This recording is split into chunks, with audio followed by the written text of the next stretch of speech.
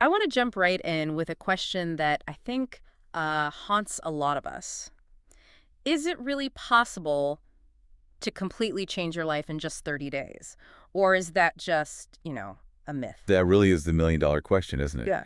And based on the sources we're looking at today, the answer is yes, but probably not in the way most people think. Okay, so not some magical overnight transformation. Exactly. It's not magic. It's more like compound interest Mhm. for your behavior. Compound interest. That's a term I usually hear with like banking and money. It is, but the principle is the same.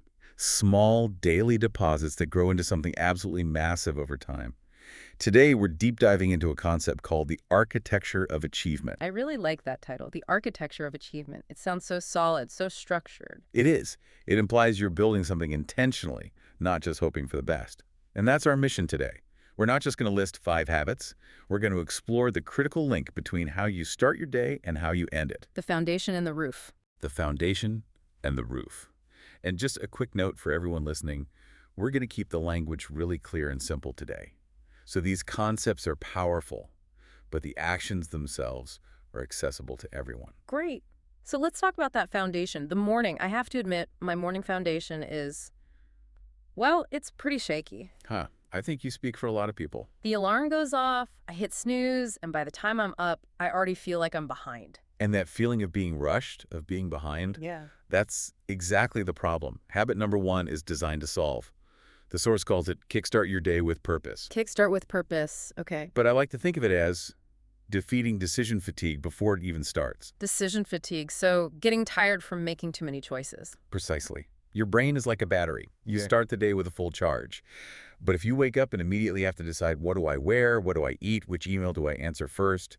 You're draining that precious energy on small stuff. That makes so much sense. By 10 a.m., I've used up all my best energy on, like, finding matching socks. And that's what happens. So habit 1 is about protecting that energy. The rule is simple. Don't rush. Spend the first 10, maybe 15 minutes just planning. Write down your top 3 priorities for the day. Just 3. My to-do list usually have, I don't know, 20 things on it. And how many of those 20 do you really, truly finish and finish well?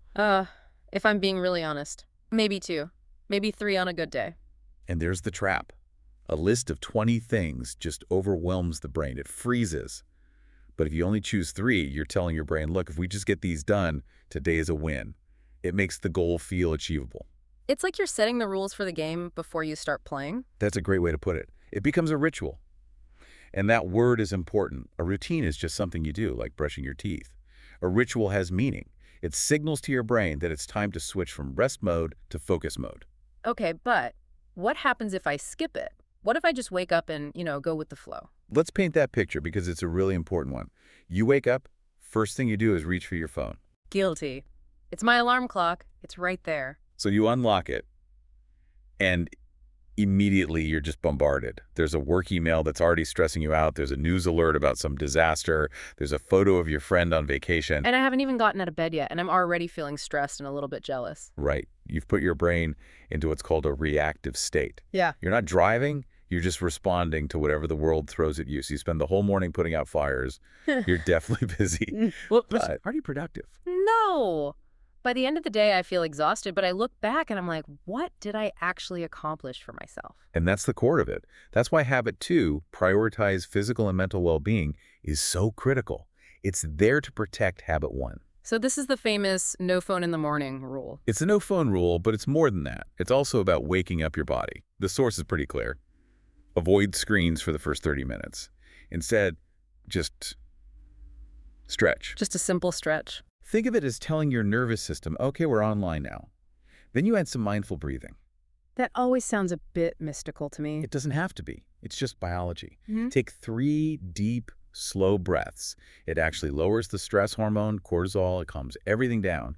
So you start your day calm and in control, not stressed and reactive. Okay, so we've planned our 3 tasks, we've stretched, we've breathed, we've done the work, but this is usually where I crash. Around 2 p.m., my brain just turns to fog. And that brings us to habit 4. Maintain work-life balance, Mhm. or as I like to call it, systematic rest. Resting on purpose, not just because I've collapsed. Exactly. You can't just run the engine at full speed all day. The source gives a few frameworks for this, and the most famous is probably the Pomodoro technique. Oh, the tomato timer, right. I've heard of that. That's the one. 25 minutes of pure, focused work, no distractions, then a 5-minute break. And during that break, I'm guessing I shouldn't be checking my email. That's the key mistake everyone makes. No, your brain is still processing information then. You're not resting. You need to actually step away. Look out a window. Get some water. It feels so counterintuitive, though. Taking more breaks helps you get more done. It resets your focus. Our brains can only maintain intense concentration for so long. Pushing past that point just means you work slower and you make more mistakes.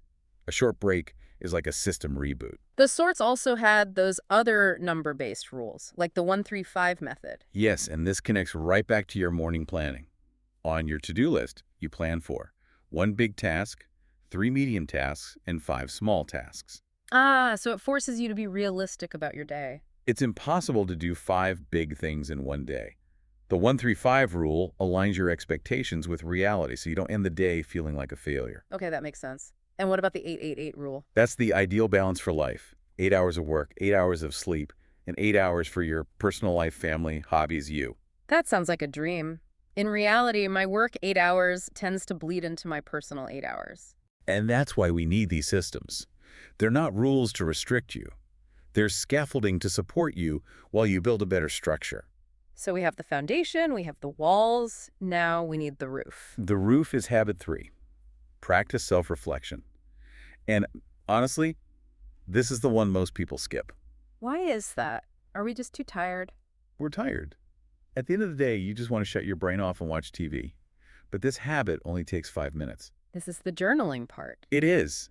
But don't think of it like Dear Diary. Think of it as data collection. You just ask, what went well today? What could be better? Did I do my 3 things? Okay, and this is it. This is the critical link you mentioned at the start, the connection between morning and evening. This is my favorite part of the whole structure. Think about it. Mhm. If you didn't do habit 1, if you never set your top 3 priorities, what are you even reflecting on? You don't know what to measure your day against. You just be like, did I have a good day? And the answer is just a vague feeling. Exactly. It's all subjective. Yeah. But if you set 3 goals in the morning, your evening reflection is objective. Did I do task 1? Yes or no? Task 2, yes or no? It takes the emotion out of it. It stops that feeling the source called reflective regret. Reflective regret. That's the feeling of looking back and knowing you wasted time, but you're not sure how or why. This process closes the loop. It validates your morning intention. Even on a crazy day, if you got that one big task done, you can go to sleep feeling successful. It changes a busy day into a productive one. And it's a great, simple way to practice your English. Just write one sentence. Today, I completed the report. Tomorrow, I will focus on the presentation. Past tense, future tense, done. What if my reflection shows me something I don't like? What if I realize I didn't do the task because I didn't actually know how to do it? That's not a failure. That is an incredibly valuable piece of data. And that realization leads you straight into the final piece of the architecture, habit 5. Invest in personal development. So this is the growth part. It is. Habit 3 shows you where the gaps are. Habit 5 is the action you take to fill them. The source suggests just 20 to 30 minutes a day dedicated to learning. Only 20 minutes. That seems so small. It seems small, but this is where that compound interest idea comes roaring back. If you learn for 20 minutes every single day, you won't feel different tomorrow. But in a year, Yeah. you'll be unrecognizable. It really is compounding then. Small, consistent effort. A 1% improvement every day mathematically makes you 37 times better by the end of the year. 37 times. That number is staggering. That's the power of consistency. But if you do nothing, you stay the same. So if your reflection says, I struggled with Excel today, your 20 minutes of learning tomorrow shouldn't be random. It should be an Excel tutorial. You're constantly patching the holes in your own roof. That makes the learning feel so much more targeted, Right. more relevant. Right, you're solving your own immediate problems. Wow. Okay, this has been incredibly practical. Let's just quickly recap the whole architecture of achievement one more time. Let's do it. First, the foundation. Habit 1, kickstart with purpose. Write down your top 3 priorities. Then you protect it with habit 2, well-being.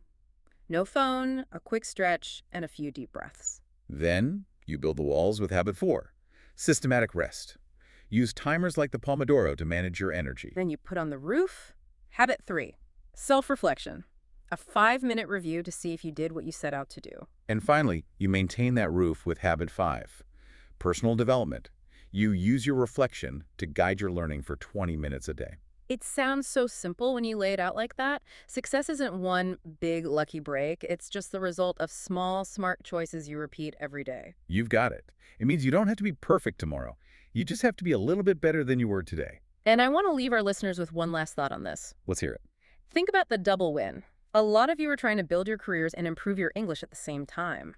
What if you did your morning planning in English, your evening reflection in English? You're turning your entire life management system into a language lesson. It's the ultimate productivity hack. You're building the life you want in the language you want to master. I love that. Yeah. So the challenge is simple. Start tomorrow morning, just a pen, a piece of paper, and your top 3 priorities. Thank you so much for walking us through this blueprint today. It was my pleasure. And to everyone listening, good luck. Start building your architecture. We'll see you on the next deep dive.